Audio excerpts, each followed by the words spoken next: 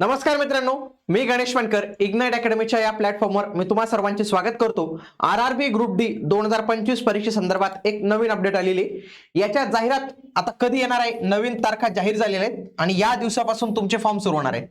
लक्षात घ्या, आता जी तुम्ही ग्रुप डी ची एक्झाम दिली ना मित्रांनो, ती 2024 ची एक्झाम होती।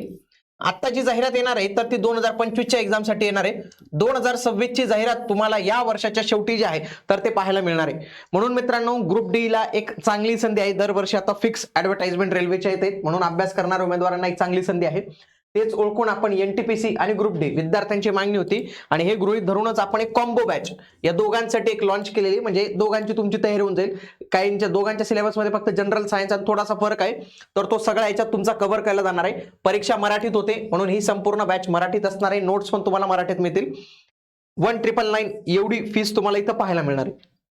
एखाद्याला वाटत असेल की सर मला फक्त ग्रुप डी ची द्या आणि मला फक्त एनटीपीसी ची द्या, तर त्या पण सेपरेट बॅचेस तुमच्यासाठी अवेलेबल आहेत। पण मी म्हणेल, जर तुमची पात्रता आहे तर तुम्ही एकच कॉम्बो बॅच घेतली पाहिजे आणि GM10 कोड यूज करत असाल तर 10% स्पेशल तुम्हाला ऑफ पण मिळू शकतो। मित्रांनो बघा, रेल्वे मार्फत आलेलं हे एक नवीन परिपत्रक आपल्याला पाहायला मिळतं। याच्यामध्ये त्यांनी काय सांगितलेलं आहे की जे काही आपलं ग्रुप डी ला ते ग्रुप डी नाही म्हणत, लेवल 1 असं नाव म्हणतात। त्यांना असं वाटतं ग्रुप डी म्हटलं तर लोक नाराज होतील। जवळपास 22,000 वॅकन्सीज येणार आहेत मित्रांनो। किती? 22,000 वॅकन्सीज साठी ही भरती प्रक्रिया होणार आहे।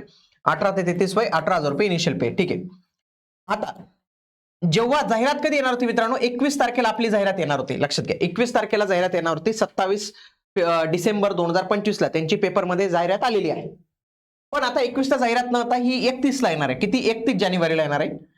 क्लोजिंग डेट ही 20 फेब्रुवारी होती, आता ती 2 मार्च पर्यंत तुमचा हे चालणार आहे। लक्षात घ्या, म्हणजे तुमचा फॉर्म हा 31 जानेवारी ते 2 मार्च या दरम्यान पर्यंत भरला जाणार आहे मित्रांनो।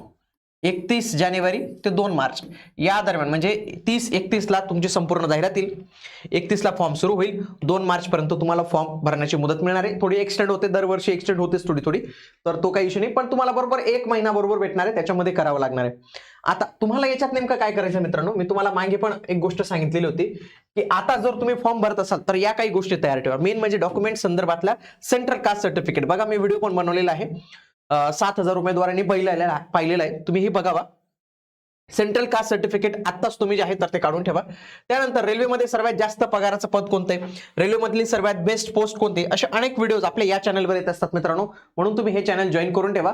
काय होतं, दरवर्षी एसएससी आणि रेल्वेच्या हजारो जागा येतात, परंतु प्रॉब्लेम काय मित्रांनो, महाराष्ट्राच्या याच्यात टक्केवारी कमी, तर महाराष्ट्राच्या उमेदवारांची याच्यात टक्केवारी वाढावी, त्याच्यासाठीच आपण हे चॅनल सुरू केलेले।